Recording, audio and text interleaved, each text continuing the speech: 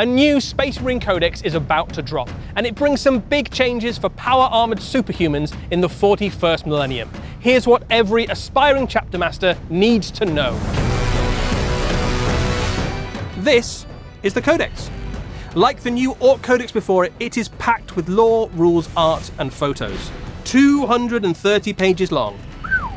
The lore section is pretty mega. It explores the elements of a Space Marine chapter by taking a tour of a fortress monastery. Everything from the Apothecarium, where new Space Marines are made, to the Hall of the Fallen, where ancient dreadnoughts slumber. There are, of course, a load of new Space Marine miniatures on the way. Alongside the much-anticipated multi-part Outriders comes a new mounted Space Marine captain, opening up the opportunity to lean into a bike-heavy force of Space Marines. Sons of the Khan, rejoice. There are also new multi-part Vanguard veterans, with an expanded arsenal of kit including combat shields and a thunder hammer for your sergeant.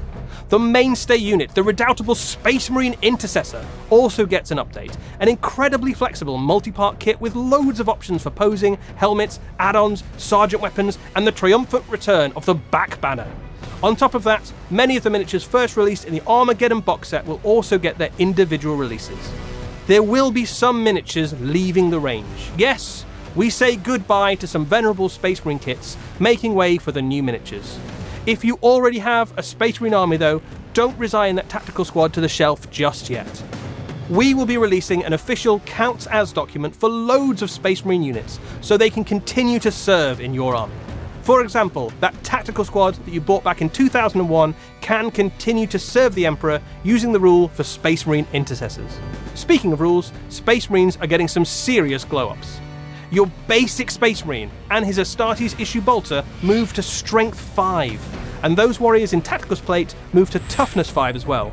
Phobos armoured troops meanwhile stay at Toughness 4, but get a movement boost to a very respectable 8 inches a turn.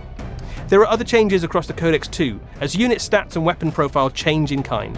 Even a basic Space Marine will soon feel superhuman on the tabletop. What it will also mean is that Space Marine armies will be slightly smaller and feel more elite.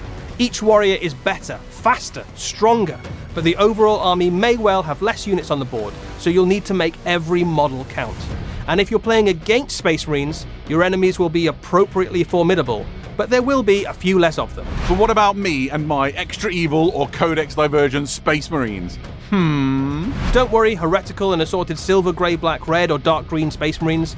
Alongside Codex Space Marines, there will be a mass update to all varieties of Astartes and Heretic Astartes units across the game to bring them in line with these new rules. The old Codex supplements are retired, alongside the Space Marine Codex, but Blood Angels, Dark Angels, Space Wolves and Black Templars will all get a big digital update that includes their datasheets and new detachments.